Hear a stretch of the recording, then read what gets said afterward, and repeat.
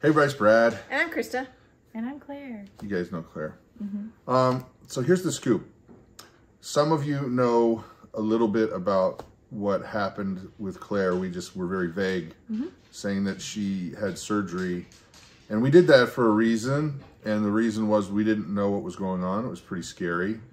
And the people that did know the little bit about what was going on, they were kind of on the devotions channel that we do, and they were praying actively for Claire because it was pretty dicey, and she literally nearly died twice, I think. Well, you tell the story. For 7 days. Yeah, it was bad. So it all started long ago in September, actually. Long ago. I have, I guess, a little backstory. I have had a few ovarian cysts in my life that have ruptured, had causing pain, but not really anything big, anything major, anything concerning. Until September, when I ovulated. This is TMI, you guys are learning all about my cycle. I ovulated and started having extreme What? You can feel free to truncate things unless you want to go there, you could go there. I feel like the backstory is important though. Okay. But you could just say you had an ovarian cyst the size of... Well, we're not editing this. This is... the backstory is crucial for you guys to understand what happened. So I got an ovarian cyst on my right side and it was growing rapidly and very large. It was 5.8. Yes. Something like a golf ball size. It was like a golf ball size, which 5.8 centimeters. Not inches. It wasn't massive. There's many cases of larger ones. However, it's decent size enough to cause concern. And it was causing severe symptoms and pain. So my surgeon and OBGYN and I both decided, along with Cody, my husband, to remove it. So I had a laparoscopic cystectomy.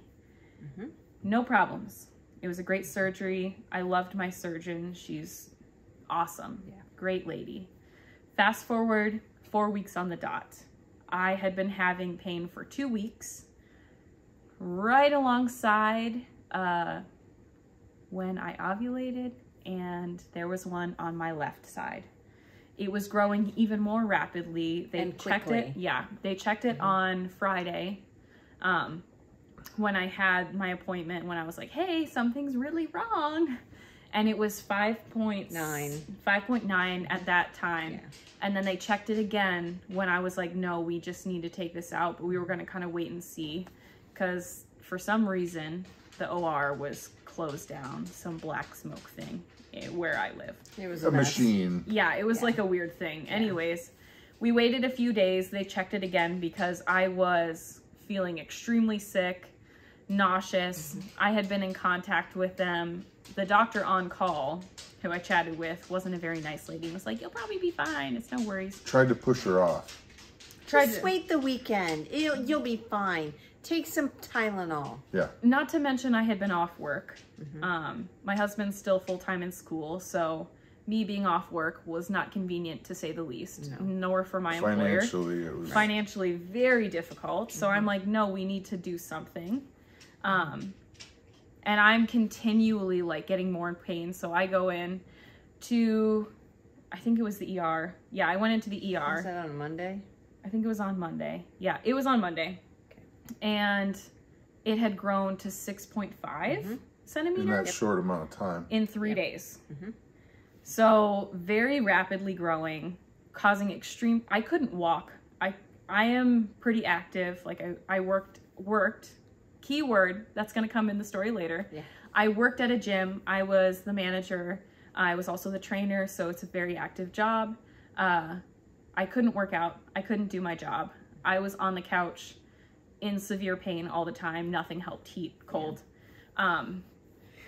So I talked with my surgeon from the previous surgery because the doctor on call was just shoving me off and said, this needs to get taken care of now.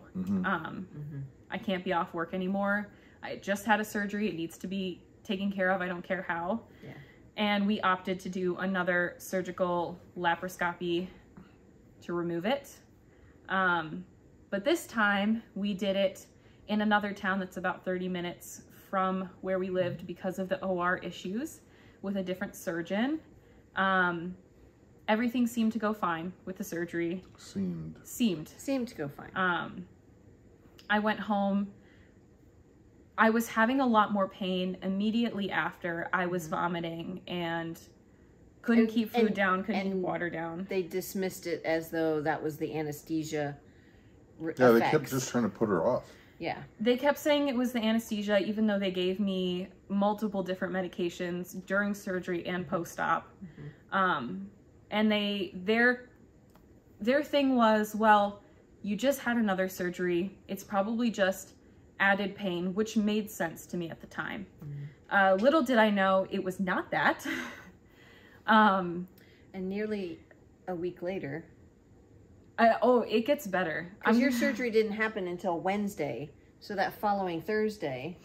It was Thursday. Thursday was the first surgery. Okay.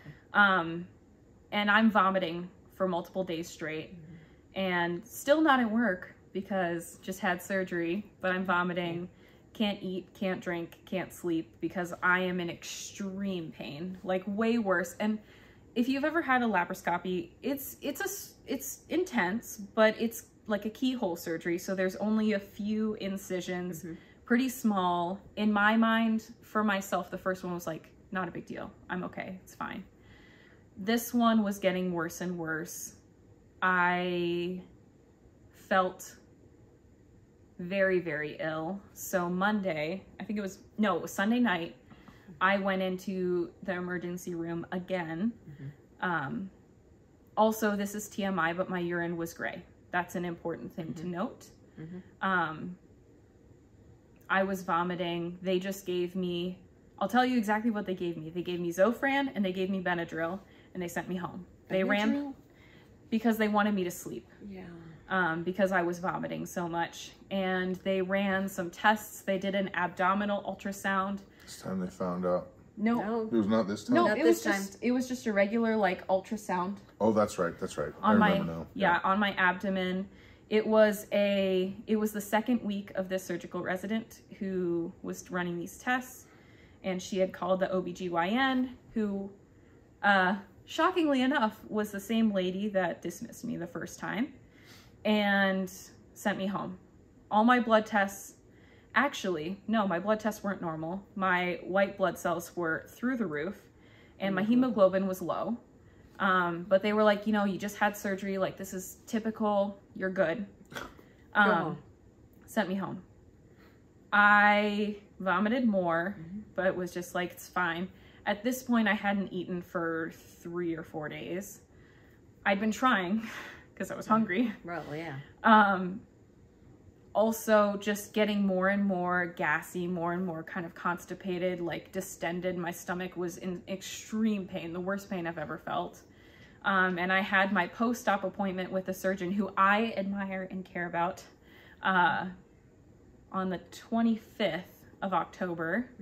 And I was doing okay at that point because I was kind of medicating with Tylenol and the nausea medicine they gave me and seemed to be doing okay until the 27th of October when I had been throwing up all night. I'd been off work this whole time, by the way, because I couldn't go to work. And I was vomiting so much that I did see red in the bile. And my best friend came over and we were like, nope, we're going in. Because I messaged my doctor and she was like, this doesn't seem right to me. Something seems off. So we went, they ran a bunch of tests. We were there for 3.5 hours before I was like, you know what? I'm going home. This is ridiculous. So I paged the nurse. Oh, let me rewind a little bit. The doctor that I had seen was the doctor I saw in the ER for the first cyst. And she was like, last ditch effort, let's do a CT. She's like, I think you're fine, but let's just see. And so they did it. And then I was like, you know what? I just need to go home. They're going to send me home anyways. So I called the nurse. The nurse ran in the room. She literally ran in the room. She's like, you're not leaving. She's like, your friend can leave. You're staying because you're going to be having surgery today. And I was like, what? And I was crying because I was like, something's wrong. And The fact that the nurse ran into your room. Yeah, I was like, so you're telling me something's actually wrong and I'm not crazy. And she's like, no, you're not. Can you just sit and hold tight? Like, I need you to sit still. Don't move. Oh, gosh. Which was scary, very scary as a young girl. My husband wasn't there. He was in class. I called him. He rushed over. The doctor came in and she said, so here's what happened. At the second cyst removal, laparoscopic surgery, if you're not familiar, it's a keyhole. They use a little needle and insert it. A little needle. It's a little needle. It's not little. They had punctured my small intestine during the very, very beginning of the surgery. And I was leaking all sorts of nastiness, if you can imagine, into my abdomen for a week. And during that time, my bowel was trying to fix the perforation and it created a blockage that was quite large. And yeah, if you can imagine, basically my body was wasting away. My organs were beginning to shut down. It was at the early stages. I'm not really sure how I was still alive at that point. I can tell you why. I can too. I mean, Jesus, of course. But it's kind of shocking to me because case studies I've read, it's been close. People don't last a week. No.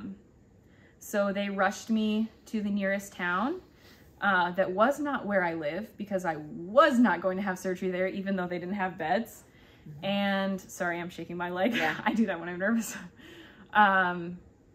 They performed a laparotomy and they removed 5 inches of my bowel, sewed me all up. I have a really ugly belly button right now. That'll get better. I know, it'll get better. That's the least of your problems. Yeah. So I'm sitting here 16 days post-op, which is amazing that I'm doing so well. Praise God. We're glad you're here. So yeah, I literally almost died. I almost went into sepsis. I think it was such a small perforation that it was just seeping slowly. I'm surprised that the blockage didn't make the perforation bigger. Worse. Yeah. It probably could have, but. So yeah, I guess all in all, I'm just really grateful to be alive because there was a lot of people praying for me. And I genuinely believe that's the only reason. A lot of really unfortunate things kind of, what is that? It's a watch. Somebody's alarm watch is going off. There, better now. I had to quit my job, which is really unfortunate because I loved it. But God's been faithful regardless. Yeah. So that's kind of my story. Well, and the thing, for those of you who knew the smaller portion of it, we are unbelievably grateful to your prayers, or for your prayers, and how you were lifting her up, because I honestly believe that's why. That's why she's still here. Yeah. That God heard your prayers and our begging and was generous and generous and merciful. So, but moving forward, please continue to pray for her, because the healing process is going well, but not quick enough. No, I'm so impatient. She's a very busy person and likes to be busy, and her sitting around and not being able to do anything or lift anything. To give you an idea, I was working full-time as a personal trainer and a gym manager, and I worked a part-time job caregiving, and I still was like, what else could I do? What else could I do? So yeah. She's okay. Here's the thing. So please do continue to pray for her, her healing, to keep going, because we don't know at this point what the future ramifications, if any, will be. That was for another day. We'll find that stuff out. A lot of damage. Yeah. So we don't know what that's going to bring, if anything. I'm going to reach out and say that if you want to send her a card, I'm sure that would be very well received. I'll just cry.